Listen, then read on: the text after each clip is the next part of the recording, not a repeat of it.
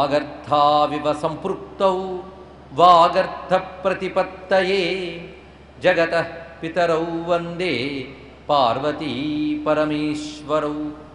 దూరీకృత సీతార్తి ప్రకటీకృత రమవైభవస్ఫూర్తి దారిత దశముఖ కీర్తి పురతో మమ భాతు హనుమతో మూర్తి. నమో మహద్భ్యో ఋషిభ్యో గురుభ్యో నమః. స్వామివారు లంకలో ప్రవేశించారు. తన స్వరూపాన్ని సంకోచపరుచుకుని పురుషదంశకమాత్రస్సన్ బభూవ అద్భుత దర్శన అని చెప్పినట్లుగా అద్భుతంగా స్వామి తన స్వరూపాన్ని సంకోచపరుచుకుని సూర్యుడు అస్తంగతుడైన తర్వాత అంటే అస్తమించిన తర్వాత అప్పుడు లంకలో అడుగు పెడుతూ ఉండగా ఒక మాట వినబడింది. మహానాదం అబ్రవీత్ పవనాత్మజం. ఒక గర్జన లాంటి మాట. కస్త్వంకేన చ కావ్యేన ఇహ ప్రాప్తో వనాలయ. ఓ అడవుల్లో తిరిగే కోతి ఎవడరా నువ్వు అన్న మాట వినబడింది. కస్త్వం ఎవడరా నువ్వు అని. నిజానికి ఇంతవరకు హనుమంతుని ఏకవచనంలో సంబోధించిన వాళ్ళు లేడండి. కిష్కింధలో ఆ స్వామికి మంత్రిగా అందరూ గౌరవించారు. అగౌరవంగా ఎవరూ మాట్లాడలేదు. ఎప్పుడు గౌరవాలు పొందేవాడిని ఎవడైనా ఒక్కసారి అగౌరవపరిస్తే ఎలాంటి భావం కలుగుతుంది? హనుమంతుడికి ఒక్కసారి పిలుపు వినగానే ఆశ్చర్యపోయి తలెత్తి చూసేట. ఎందుకంటే తలెత్తి చూడవలసిన రూపంలోనూ ఉన్నాడుగా. ఎవ్వడుర నీవటన్నట్టి ఇట్ట అదలింపు విని తల ఎత్తి చూసే. ఆ అదలింపు విని ఒక్కసారి తలెత్తి చూసేట. అప్పుడు కనురెప్పలు ఎలా ఉన్నాయంటే అరటి పువ్వు బొమ్మలకు పైన దొరలువోని డిప్పలైనట్టి వగు కను రెప్పలార్చే అన్నారు విశ్వనాథ్ గారు. అరటి పువ్వులు మనం చూస్తాం, దానిపైన డిప్పలుంటాయి. ఆ లోపల డిప్పలు చూస్తూ ఉంటే కొంచెం పసుపు ఎరుపు రంగుతూ ఉంటాయి. అలా ఉన్నాయట ఆయన కనురెప్పలు. అలాంటి డిప్పలు లాంటి ఆ కనురెప్పలు అల్లార్చి ఆశ్చర్యపోయి చూశాడు. కానీ ఇది ప్రతాపం ప్రకటించవలసిన సమయం కాదు. హనుమంతుడి దగ్గర తెలుసుకోవాల్సిన గొప్ప అంశం ఏంటంటే ఎక్కడ ఎప్పుడు ఎలా ప్రవర్తించాలో అలా ప్రవర్తించాలి. నేను ఇంతవాణ్ణి ఇలాగే వెళ్తాను లంకలోకి అని గర్వించాడు స్వామి. అక్కడికి ఎలా వెళ్ళాలో అలా వెళ్ళాలి. కనుక కార్యసాధకుడు ఎప్పుడు తన అహంకారాన్ని ప్రకటించాలనే తాపత్రయపడడు. ఇది తెలుసుకోవాలి. ఎక్కడికి వెళ్ళినా మన గొప్పతనాలు ప్రకటించుకోవాలని ఎక్కువ ఆవేశపడకూడదండి. కార్యసాధకుడు ఆ సమయానికి, సందర్భానికి, ప్రాంతానికి, కాలానికి తగ్గట్టుగా తనని తాను మలచుకోవాలి. ఇదే సమయోచిత ప్రవర్తన అని అంటారు. హనుమంతుడి దగ్గర తెలుసుకోవాల్సిన గొప్ప పాఠాల్లో అదొకటి. కొండ అద్దమందు కొంచెమయ్యుండదా అన్నాడు. ఇక్కడ కొంచెం ఉండుటల్లో కొదువు కాదు. వేమన గారు అంత గొప్పగా చెప్పారండి. అందుకు అనువుగాని చోట అధికులమనరాదు, కొంచెం ఉండుటల్లో కొదువు కాదు. స్వామి ఇప్పుడు తగ్గినంత మాత్రాన అని వ్యక్తిత్వం ఏం తగ్గిందా? తనను తాను నియంత్రించుకుని నేను ఈ మొత్తం లంకా నగరాన్ని చూసి వెళదామని వచ్చాను అనగానే వీలు లేదంది. ఒక్కసారి ఎవరూ చూడక ఉండడానికి ఇంత రాజధాని ఎందుకు నిర్మించుకోవడం, చూడలేదనడానికి అన్నట్ట. ఏదో మాటలు అలా చెప్పి మరపించి వెళ్ళిపోదామని స్వామి ప్రయత్నం. ఈయన నెమ్మదిగా మాట్లాడుతున్న కొద్దీ ఆమెకు ఎవరైతే ఆపారో ఆమె లంకిణి అండి. ఆ లంకిణికి ఇంకా ఆగ్రహం పెరిగి తతకృత్వా మహానాదం సావై లంకా భయావహం తలేన వానరశ్రేష్టం తాడయామాస వేగిత. అనువుగా కనబడ్డాడు స్వామి. అందుకే చెయ్యెత్తొక్కడు కొట్టింది స్వామి మీద. అప్పుడు స్వామి వెంటనే తతస్స కపిసార్ధులో లంకయా తాడితో భృశం ననాద సుమహానాదం వీర్యవాన్ పవనాత్మజ. ఎప్పుడైతే అలా చేత్తో కొట్టిందో లంకిని, వెంటనే స్వామివారు మహాగర్జన చేసి తన యొక్క ఎడమ చేతి పిడికిలు బిగించేట. ఎలా బిగించేయడం అనేదాన్ని కూడా వాల్మీకి వర్ణిస్తున్నాడండి. తతస్సంవర్తయామాస వామహస్తస్య సౌంగుళీ ముష్టినాభిజఘానైనాం హనుమాన్ క్రోధమూర్ఛిత. హనుమంతుడికి మహాకోపం కలిగి ఆ ఎడమ చేతి వేళ్ళని దగ్గరికి తెచ్చి బిగించి ఒక్కడు కొట్టేట మీద. ఎలా కొట్టాడు అంటే జాలిగా కొట్టేటండి. మరి అది నిజంగా కొడితే అది బతకదు. ఇంకా స్త్రీ చేతి మన్యమానేన నాతిక్రోధ స్వయంకృత. కేవలం పాపం ఒక స్త్రీ అని జాలిపడి అతిక్రోధాన్ని చూపించకుండా కొట్టాడు. సాతుతేన ప్రహరణేన విఫలాంగి నిశాచరి పపాత సహసా భూమౌ వికృతానన దర్శన. స్వామి యొక్క కరాఘాతానికి ఆ చేతి దెబ్బకి నేల మీద పడింది ఆ లంకిణి. కొంతసేపటికి లేచి నిల్చుని స్వామికి రెండు చేతులు ఎత్తి నమస్కారం చేస్తుంది. ఇక్కడ ఈ ఘట్టం శ్రవణ మాత్రం చేతన ఒక ఫలితాన్ని ఇస్తుంది. ఎందుకంటే ఇందులో కూడా ఒకానొక మంత్ర సంకేతం దాగి ఉంది. అది మనం తెలుసుకోబోతూ ఉన్నాం. ఇక్కడ కృపాంచకార తేజస్వి మన్యమాన స్త్రియంతుతాం. నిజానికి హనుమంతుడు దయతోనే చూశాడు. ఎప్పుడైతే నమస్కరించిందో సంపూర్ణంగా క్షమించాడు స్వామి. అప్పుడు ఆమె గద్గదమైన కంఠంతో హనుమంతుని నమస్కరిస్తూ గొప్ప మాట అంటోంది. ప్రసీద సుమహాబాహో త్రాయస్వ హరిసత్తమా. ఇది లంకిణి అన్నటువంటి మాట, కానీ ఇది ఒక మంత్రం. ఇది ప్రసీద సుమహాబాహో త్రాయస్వ హరిసత్తమ. ఇప్పుడు లంకిణి హనుమంతుడు కథ కొంచెం పక్కన పెడితే ఈ మాటను విడిగా తీయండి. ఈ మాట స్తోత్రంలో ఉంది, అర్థం తెలిస్తే. ప్రసీద సుమహాబాహో, గొప్ప బలమైన బాహువులు కలిగిన ఓ హనుమా, నువ్వు నా ఎడల ప్రసన్నుడివి కావాలి. త్రాయస్వ హరిసత్తమ, ఓ వానరశ్రేష్ఠ నన్ను రక్షించు. ఈ మాటలు నిజంగా మనం భగవంతుడి ముందు నిలబడి అనుకోవాల్సిన స్తోత్రం అవునా కాదా? అందుకు ప్రసీద సుమహాబాహో త్రాయస్వ హరిసత్తమ అనేది ఒక మంత్రంట. సరిగ్గా ఇదే వాక్యము మంత్రశాస్త్రంలో కనబడుతుంది హనుమంతునికి. ఈ వాక్యానికి మరొక వాక్యం కూడా శాస్త్రంలో ఉంది.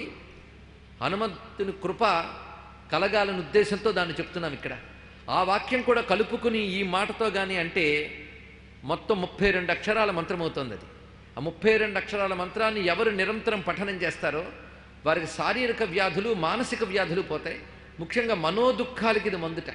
హనుమన్ మంత్రాల్లో ఒక్కొక్క ప్రయోజనం కోసం ఒక్కొక్క మందు చెప్తారు. అలాంటి ఒక అద్భుతమైన మంత్రం అది. ఆ మంత్రాన్ని ఇక్కడ మనం స్మరణ చేసుకుందాం. మంత్రంలో రెండవ వాక్యము ప్రసీద సుమహాబాహో త్రాయస్వ హరిసత్తమ. మొదటి వాక్యం ఆ శాస్త్రంలో ఉంది. సంజీవ పర్వతోద్ధార మనోదుఃఖం నివారయ ప్రసీద సుమహాబాహో త్రాయస్వ హరిసత్తమ. ఇది మొత్తం పూర్తి మంత్రం. శ్రద్ధాళువులు లిఖించుకోవచ్చు. హరిసత్తమ అంటే వానరశ్రేష్ఠ అని అర్థం. హరిశబ్దానికి ఎన్నో అర్థాలు ఉన్నాయి, అందులో ఒక అర్థం వానరం. సత్తమ అంటే శ్రేష్ఠ, అందుకే హరిసత్తమ అంటే వానరశ్రేష్ఠ. ఇది ఒక మహామంత్రం. నిజానికి ఈ మంత్రంలో సగం వాక్యం లంకిణి ఇచ్చిందండి. లంకిణి అంటే ఎవరు? ఆమె తనను తాని పరిచయం చేసుకుంటుంది.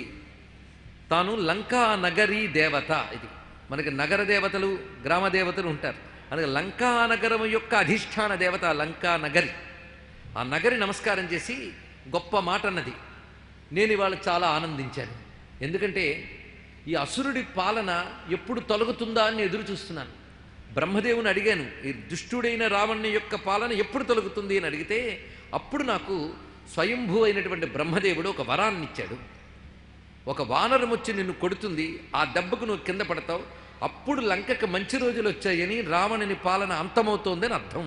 ఇది తెలుసుకోవాలి బ్రహ్మదేవుడు చెప్పాడు. ఇప్పుడు స్వయంభూ విహిత సత్యో నతస్యాస్తి వ్యతిక్రమ. ఆయన మాట తప్పలేదు, ఇప్పుడు జరిగింది. చాలా సంతోషం. సీతా నిమిత్తం రాజ్ఞస్తు రావణస్య దురాత్మనః రక్షసాంచైవ సర్వేషాం వినాశ సముగాగత. సీతను నిమిత్తంగా చేసుకుని రావణునికి, సమస్త రాక్షసులకి ఇంక వినాశనం మొదలయ్యింది. ఇది లంకిణి అన్నమాట. ఇందులో సీత రావణనాశనం కోసం ఒకానొక ప్రధాన కారణం. అది తెలుసుకోవాల్సింది. అందుకని సీత అపహరింపబడింది అని సీతకు దుఃఖమని కాదు, లోకక్షేమం కోసం, అసుర నాశనం కోసం సీత అక్కడికి వెళ్ళింది. ఇది తెలుసుకోవాల్సింది. అందుకే సీతమ్మ ఒకానొక నిమిత్తం. అందుకే సీతా నిమిత్తం రాజ్ఞస్తు రావణస్య దురాత్మనః అని చెప్పి ప్రవిశ్య, వెళ్ళవయ్యా లంక లోపలికి, చక్కగా వెళ్ళు. ప్రవిశ్య శాపోపహతాం హరీశ్వర శుభాం పురీం రాక్షస ముక్షపాలితాం యదృచ్ఛయాత్వం జనకాత్మజాం సతీం విమార్గ సర్వత్ర గతో యథాసుఖం. గొప్ప మాట చెప్తున్నది ఇక్కడ. చక్కగా లంకలోకి నువ్వు ప్రవేశించు, స్వేచ్ఛగా తిరుగు, ఆనందంగా వెళ్ళు అన్నది. ఆవిడ మాట చెప్పకపోయినా స్వామి అదే చేస్తాడు. అయినప్పటికీ ఆ నగరాధిదేవతగా తన మర్యాద తాను దక్కించుకుంటూ స్వామివారిని లోపలికి వెళ్ళమని వినయంగా నమస్కారం చేసింది. అప్పుడు లంకిణ్ణి అనుగ్రహించి స్వామి ప్రవేశించాడు. ఇక్కడ మనకి అధ్యాత్మ రామాయణంలోనూ ఇతరత్ర మరికొన్ని పురాణాల్లోనూ మరొక అద్భుతమైన అంశం చెప్తారు. అది కూడా ఇక్కడ గ్రహించవచ్చు. హనుమాన్ ప్రయయవు లంకాం సీతాన్వేషణ హేతవే రామాదధీత సందేశో యయౌ రుద్రకళోద్భవే పాదగ్రాహీం మహాసత్వాం లంకారక్షణ తత్పరాం క్రౌంచాం హత్వాం సింహికావల్లంకాం రాత్రౌ వివేశస.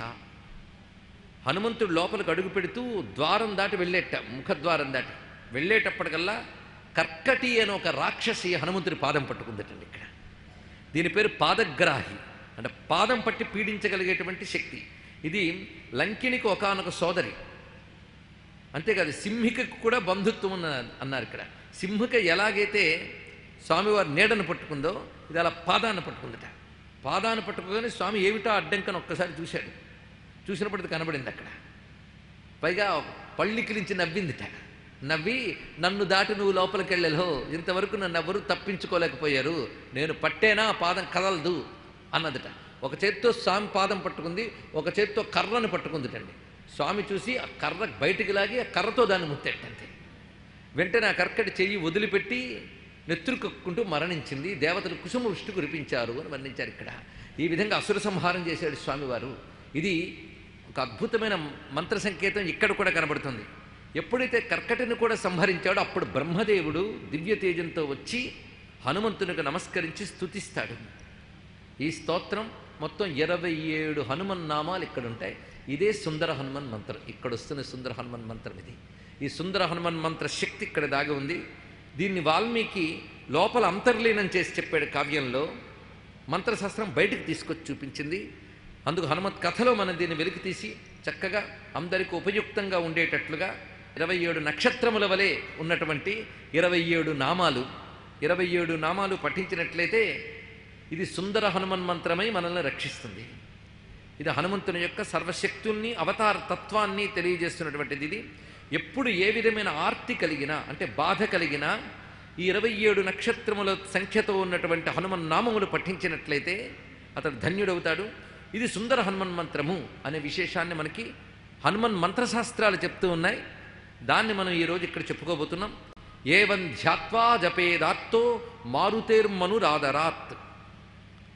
మారుతి యొక్క మను అంటే మంత్రం. హనుమాన్ అంజనాసూను వాయుపుత్రో మహాబల కపీంద్ర పింగళాక్షశ్చ లంకాద్వీప భయంకర ప్రభంజనసుతో వీర సీతాశోక వినాశక అక్షహంతా రామసఖో రామకార్యధురంధర మహౌషధి గిరేర్హారీ వానర ప్రాణదాయక వాగీశతారకశ్చైవ మైనాక గిరిభంజన నిరంజనోజిత క్రోధో కదలీవన సంవృత ఊర్ధ్వరేతా మహాసత్వ సర్వమంత్ర ప్రవర్తక మహాలింగ ప్రతిష్ఠాతాం బాష్పకృజ్జపతాంబర శివధ్యాన పరో నిత్యం శివపూజాపరాయణ. మొత్తం 27 నామాలు ఇవి. 27 నామాలకి కలిపి పేరేమిటంటే సప్తవింశతి సంఖ్యాకాన్యేతాని శ్రీ హనుమత సప్తవింశతి నామాని లోకేతీవ పఠంతి ఏం విశూచి వ్యాధయస్తేషాం నభవంతి కదాచన. ఎవరైతే 27 నామాలు నిరంతరం పఠిస్తారో వారికి వ్యాధులు కలగవు అన్నారు ఇక్కడ. ఇందాక మనోవ్యాధులకు మందు చెప్పుకున్నాం, ఇప్పుడు శారీరక వ్యాధులకు మందు చెప్పుకున్నాం. తస్మిన్ క్షణే సమాయాతో బ్రహ్మోవాత హరీశ్వరం. ఆ సమయంలో బ్రహ్మ వచ్చి వానరశ్రేష్ఠుడైన హనుమంతుని ఉద్దేశించి మంత్రాన్ని చెప్పాడు. సుందరం హనుమన్ మంత్రం ఇదమేవ హరీశ్వర ఇత్యుక్త్వా తన్మహామంత్రం అవదత్తత్ర పద్మజ. పద్మజుడు అంటే బ్రహ్మదేవుడు. బ్రహ్మదేవుడు ఈ సుందర హనుమన్ మంత్రాన్ని అక్కడ పఠించాడు. దీన్ని మంత్రశాస్త్రం మన కోసం అందించింది. మంత్రాన్ని కావ్యాల్లో రహస్యంగా పెట్టాలి కనుక వాల్మీకి దీన్ని బహిర్గతం చేయలేదు. దాని సంహితా గ్రంథాలు మనకు చెప్తున్నాయి. ఇప్పుడు 27 నామాలు ఒక్కసారి విశేషంగా చెప్పుకుంటూ ఉన్నాం. మొదటి వాక్యం వినగానే హనుమాన్ అంజనాసూను వాయుపుత్రో మహాబల అనగానే వెంటనే రామేష్ట ఫల్గుణ సహ పింగాక్షో అమిత విక్రమ ఉదధిక్రమణశ్చైవ సీతాశోక వినాశక లక్ష్మణ ప్రాణదాతాత దశగ్రీవస్య దర్ప ద్వాదశైతాని నామాని. ఇవి అందరికీ తెలుసు, కానీ ఇవి మనకి ఆనంద రామాయణంలోని విషయం. అది హనుమాన్ అంజనాసూను లోకంలో ప్రసిద్ధి చెందిన 12 నామాలు ఆనంద రామాయణంలోవి. అందులో మొదటి వాక్యం మాత్రమే ఇక్కడ కలుస్తోంది, మిగిలినవన్నీ వేరే నామాలు.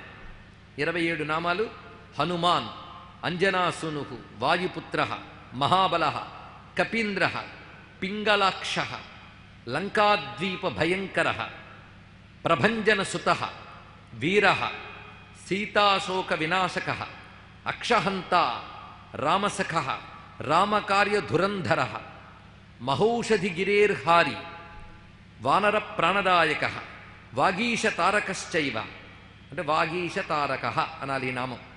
మైనాక గిరిభంజన నిరంజన జితక్రోధ కదలీవన సంవృత ఊర్ధ్వరేత మహాసత్వ సర్వమంత్ర ప్రవర్తక. ఈ నామాల్లోనే హనుమంతుడి మహిమ మనం తెలుసుకోవాలి. సర్వమంత్రములకు ప్రవర్తకుడు, మహాలింగ ప్రతిష్ఠాత. అద్భుతమైన శివలింగాన్ని ఆయన ప్రతిష్ఠ చేశాడు. ఇది బాష్పకృజ్జపతాంబర. ఇది ఒక అందమైన మాట చెప్పానండి. నిరంతరం రామనామం జపం చేస్తాడట. ఎలా జపం చేస్తాడంటే బాష్పకృజ్జపతాంబరః, కనుల నుండి ఆనందాశ్రులు రాలుతూ ఉండగా జపం చేస్తూ ఉంటాడు. మనం ఆవలిస్తూ జపం చేసేవాళ్ళని, మాల ఎప్పుడైపోతుందా అని జపం చేసేవాడిని, ఎప్పుడు ఆపమంటారండి అని గురువుగారిని అడిగే వాళ్ళని చూసామే తప్ప జపం చేస్తూ మేను మరిచిపోయి ఆనందాశ్రులు రాల్చుతున్నాడండి. జపానికి లెక్క ఏంటండి? నేను ఎన్ని ఊపిరులు తీయాలండి అని అడిగామా ఎప్పుడైనా? అడిగామా అండి? ఊపిరులు తీస్తూనే ఉంటాం, జపం చేస్తూనే ఉండాలి. ఇది తెలుసుకోవాల్సింది. నిరంతరం జపం సాగుతూ ఉండాలి. అందుకే ఆ జపం సాగుతున్నప్పుడు తనను తాను మర్చిపోతాట. ఆనందాశ్రువులు రాల్చుతూ రామకథ వింటున్న హనుమంతుని ధ్యానిస్తే అదొక మహిమండి. అందుకే ఆంజనేయమతి పాటలాననం కాంచనాద్రికమనీయ విగ్రహం పారిజాత తరుమూలవాసినం భావయామి పవమాననందనం ఎత్ర ఎత్ర రఘునాథ కీర్తనం తత్ర తత్ర కృతమస్తకాంజలిం బాష్పవారి పరిపూర్ణలోచనం మారుతిం నమత రాక్షసాంతకం. మనం ప్రసిద్ధిగా చదివే 2 శ్లోకాలు ఒకానొక హనుమన్ మంత్రానికి ధ్యాన శ్లోకాలు. పారిజాత వృక్ష మూలంలో స్వామిని ధ్యానించాలట. అందుకే ఆంజనేయం అతిపాటలాననం, ఎర్రని ముఖంతో ఉన్నాడు, బంగారుపు రంగు శరీరం. ఆ బంగారుపు రంగు శరీరంతో ఒక బంగారు కొండలా ఉన్నట్టు ఆయన. కాంచనాద్రి కమనీయ విగ్రహం, అందమైన శరీరం. దానికి తోడు పారిజాత తరుమూలవాసినం, పారిజాత వృక్షమూలంలో ఉన్నాడు. పారిజాతం అంటే కల్పవృక్షము అని అర్థం. కల్పవృక్షమూలంలో హనుమంతుడు ఉన్నట్టు ధ్యానం చేయాలట. అలా ధ్యానం చేస్తే కోరిన కోరిక నెరవేరుతుంది. ఇది కల్పవృక్షం ఎలా ఉంటుందో తెలియదండి అంటే గొప్పగా ఉంటుందని తెలుసుకుంటే చాలు. ఇప్పుడు అది ఎక్కడ కనబడుతుంది మనకి? కానీ కల్పవృక్ష మూలంలో స్వామి ఉన్నాడని తెలియాలి. అందుకని పారిజాతం అంటే పువ్వులు రాలిపోతుంటాయి, ఆ చెట్టు కింద హనుమంతుడని కాదు అర్థం. మనకు ఎలాగో కల్పవృక్షములు దొరకవు కనుక వీటికి ఆ పేరు పెట్టుకున్నాం. పారిజాతం అనగా కల్పవృక్షము. నందనం, హరిచందనం, మందారం, అదేవిధంగా సంతానము, కల్పకము అని కల్పవృక్షముల యొక్క పేర్లు. అందులో పారిజాతం ఒకటి. అందుకు పారిజాతం అనగా కల్పవృక్ష మూలంలో హనుమంతుడిని ధ్యానించాలి. ఆ ఉన్నవాడు ఎలా ఉన్నాడు? మళ్ళీ బంగారు రంగుతో ఉన్నవాడు రామచంద్రమూర్తిని స్మరిస్తూ ఆనందాశ్రులు రాల్చుతూ ఉన్నట్ట. అలా ఉన్నటువంటి స్వరూపం. అందుకే బాష్పకృజ్జపతాంబరః అనే నామం దగ్గర అలా ఉన్న స్వామిని ధ్యానించాలి. శివధ్యానపరః, ఇది ఆశ్చర్యం. నిరంతరం శివుని ధ్యానిస్తూ ఉంటాడట. ఇక్కడ హనుమంతుడు రామభక్తుడా శివభక్తుడా తెలియట్లేదు. తనకు మూలం రుద్రుడు. అందుకే నిరంతరం శివపూజా పరాయణే ఉంటాడు. అందుకు తర్వాత నామం శివపూజా పరాయణ. అయితే ఇక్కడ శివభక్తుడా రామభక్తుడా సందేహం అక్కర్లేదు. అగస్త్య రామాయణంలో అయితే రాముడే శివుడు అని చెప్పారండి. అదొక విశేషమైన అంశం ఇక్కడ. పరిపూర్ణమైనటువంటి తత్వం అది. అందుకు శివధ్యానపరాయణ అన్నప్పుడు భారతదేశంలో అనాదిగా ఎవరు ఏ భక్తులైనా శివపూజ మాత్రం ఖచ్చితంగా చేసేవారు. శివధ్యాన అనాదిది. అందుకు హనుమంతుడు కూడా ఇక్కడ శివధ్యానపరః శివపూజా పరాయణ అని చెప్పబడుతున్నది. ఇది బ్రహ్మదేవుడు చెప్పాడు ఈ మాటలు. 27 నామములు ఇక్కడ చెప్పబడుతున్నాయి. 27 నామములు కలిపి సుందర హనుమన్ మహామంత్రం. ఇది మనం గ్రహించగలిగితే ధన్యులం. ఆ విధంగా స్వామివారి యొక్క సుందర హనుమన్ మంత్రం చెప్పబడింది. అక్కడి నుంచి స్వామివారు కదిలి ఇప్పుడు లంకలోకి ప్రవేశించి అన్వేషణ మొదలుపెట్టారండి. అన్వేషణలో ఆయన చూడని మార్గములు లేవు. మొత్తం లంకానగరంలో ఉన్న సర్వ రాక్షస గృహములన్నీ చూసేట. ఏ ఏ గృహములు చూశాడో కూడా చాలా వివరించారు ఇక్కడ. రావణాంతఃపురమావివేశ, రావణాంతఃపురంలోకి ప్రవేశించారట. ఆ ప్రవేశించినప్పుడు అంతఃపురం అంటే ఏమిటి ఇది తెలియాలి. అంతఃపురం అంటే ప్రైవేట్ హౌస్ కాదండి. అంతఃపురం అంటే రాజు ఆయన యొక్క పరివారము నిర్మాణం చేసుకున్నటువంటి భవనముల సముదాయము, భవన సముదాయము. ఇది అంతఃపురం అంటే. క్రిందేమో వాళ్ళ యొక్క మీటింగ్ హాల్ ఉండి పైనేమో ఒక్కొక్కరికి ఒక గది ఉంటుందని కాదు అంతఃపురం అంటే. అది పురం, అంతఃపురం అంటే రాజు యొక్క ప్రైవేట్ హౌసెస్ అన్నమాట. అంటే ఆయన అన్నదమ్ములు, అక్క చెల్లెళ్ళు ఇత్యాది ఆత్మీయులు వీళ్ళందరూ కూడా నిర్మాణం చేసుకున్న భవనములు. ఇన్ని భవనాలతో ఉన్న ఒక విస్తారమైనటువంటి ప్రాంతం అది. దీన్ని అంతఃపురం అంటారు. ఎప్పుడైనా తెలుసుకోవాల్సింది అంతఃపురం అంటే ఇది. అంతఃపురంలో అనేక భవనాలు ఉన్నాయి. అనేక భవనాలు చూసేట. ప్రతి భవనాన్ని పరిశీలించాడు. ఎవరెవరి భవనాలు చూశాడో అక్కడ వర్ణించారు రావణ అంతఃపురంలో. అందులో చూస్తున్నది వరుసగా కుంభకర్ణ నివేశనం, విభీషణస్య నివేశనం, మహోదర, విరూపాక్ష, విద్యుజ్జిహ్వ, విద్యున్మాలి, వజ్రదంష్ట్ర, శుక, సారణ, ఇంద్రజిత్, జంబుమాలి, రశ్మికేతుడు, సూర్యశత్రువు, వజ్రకాయుడు, ధూమ్రాక్షుడు, విద్యుద్రూపుడు, శుకనాసుడు, వక్రుడు, శఠుడు, వికటుడు, రోమసుడు, హ్రస్వకర్ణుడు, ఇలా అనేక మంది రాక్షసుల పేర్లు చెప్పారు. దీన్ని బట్టి అంతఃపురం ఎంత ఉందో చూడండి. ఎవరికి వాళ్ళకి విస్తారమైన భవనములు, ప్రతి భవనం ముందు ఉద్యానవనాలు, ఇవన్నీ చూస్తూ వెళుతూ ఉన్నాడు అక్కడ. ఎందరు రాక్షసుల పేర్లు చెప్పారు, కొంచెం నెమ్మదిగా చెప్తే రాసుకుంటామని అనుకోవద్దు, అంత రాసుకోదగ్గ పేర్లు ఏమీ కావవి. అంతఃపురం యొక్క విస్తారం చెప్పుకోవడం కోసం మనం వివరించుకున్నాం ఇక్కడ. ఆ విధంగా మొత్తం విహరిస్తూ అంతఃపురంలో ఎక్కడా కూడా సీతమ్మ జాడ కనబడలేదు. ఇక్కడ మనం హనుమంతుడిని ప్రధానంగా చెప్పుకుంటూ వెళ్తున్నాం కనుక మిగిలిన విషయమని సంక్షిప్తం చేస్తున్నాం. ఇక్కడ మిగిలిన సుందరకాండలో సీతమ్మ అంశములన్నీ కొంచెం క్లుప్తం చేసుకుంటున్నాం, ఎందుకంటే మన ప్రధానం హనుమత్ కథ. అందుకు హనుమంతుని యొక్క వైభవాన్ని చెప్పాలి. స్వామివారు అన్నీ పరిశీలిస్తూ వెళుతున్నప్పుడు ఎన్ని ఔచిత్యాలతో చూస్తున్నాడో మనం ఆలోచించాలి ఇక్కడ. ఎందుకంటే తాను ఇంతవరకు సీతమ్మని చూడలేదు. కేవలం బుద్ధిశక్తి చేత రాముని పత్ని అయిన ఒకానొక మహాపతివ్రత అయిన స్త్రీ ఇలాంటి సమయంలో ఎలా ఉంటుందని ఊహాశక్తితోనే సీతను పోల్చుకోవాలి. నీకు ఇది ఎలా పోల్చుకుంటాడు? అందుకు ఒక పవిత్రత కనబడాలి, ఒక పాతివ్రత్య లక్షణం కనబడాలి, ఒక దివ్యమైనటువంటి ఉత్తమ క్షత్రియ వంశపు స్త్రీ ఎలాంటి మర్యాదలతో ఉంటుందో అలాంటి మర్యాదలు ఉన్నవారు కనబడాలి. అలాంటి వాళ్ళు ఒక్కరు కనబడలేదు ఆయనకి. మొత్తం అలంకలో అందరూ భోగలాలసులు, అలాంటి వాళ్ళు కనబడుతున్నారు. పైగా అందరూ కూడా రావణుని యొక్క భోగాలని ఆకర్షించి వచ్చినటువంటి వాళ్ళే. అందులో దేవకాంతలు మానవకాంతలు ఉన్నట్ట, రాక్షస కాంతలు అందరినీ కూడా కొందరిని చెరబట్టి తెచ్చాడు.